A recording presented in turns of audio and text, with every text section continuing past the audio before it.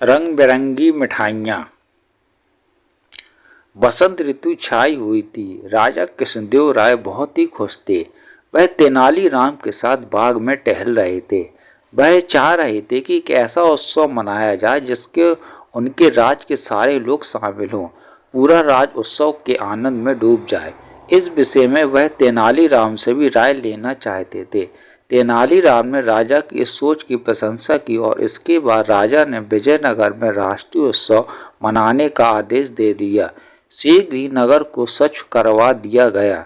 सड़कों व इमारतों में रोशनी की व्यवस्था कराई गई।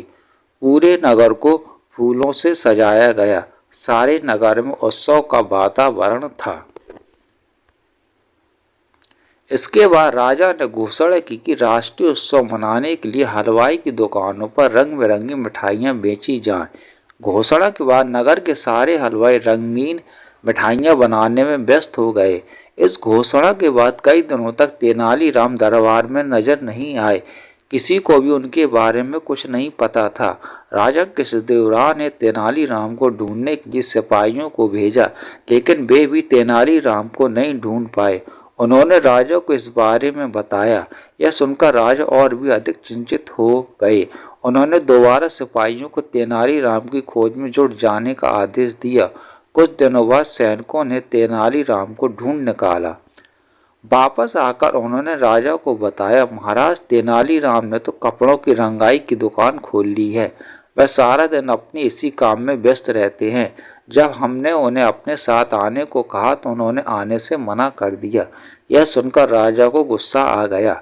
वह सैनिकों से बोले, मैं तुम्हें आदेश देता हूँ कि तेनालीराम को जल्दी से जल्दी पकड़कर यहाँ ले आओ। अगर वह तुम्हारे साथ अपनी मर्जी से न आए तो उसे बलपूर्वक लेकर आओ। राजा के आदेश का पालन करते हुए सैनिक तेनालीराम को बलपूर्वक पकड़कर दरबार में ले आए। राजा ने पूछा, तेनाली, तुम्हें लाने के लिए जब मैंने सैनिकों को भेजा तो तुमने शाही आदेश का पालन क्यों नहीं किया? और एक बात और बताओ, हमारे दरबार में तुम्हारा अच्छा स्थान है जिससे तुम अपनी सभी आवश्यकताएं पूरी कर सकते हो। फिर भला तुमने यह रंगरेज की दुकान क्यों खोली? तेनालीराम बोले, महाराज, दरअसल मैं राष्ट्रीय उत्सव के लिए अपने कपड़ों को रंगना चाहता था। नगर में बहुत सारे लोग उत्सव में पहनने के लिए अपने कपड़े रंगवाना चाहते थे। इसी काम में अच्छी कमाई है।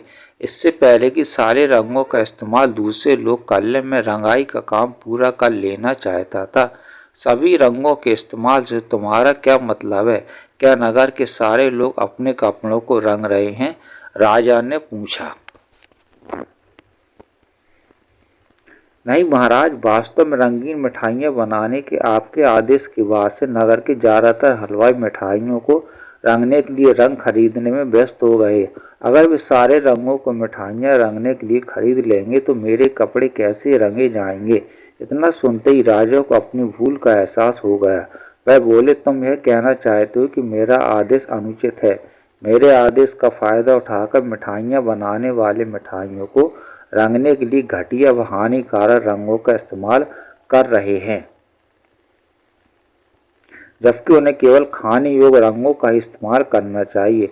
इतना कहकर महाराज ने तेनालीराम की तरफ देखा। तेनालीराम के चेहरे पर वही चिर परिचित मुस्कुराहट थी। राजा कृष्णदेव ने गंभीर होते हुए आदेश दिया कि जो मिठाई बनाने वाले हानिकारक रासायनिक रंगों का प्रयोग कर रहे हैं उन्हें कठोर दंड दिया जाएगा।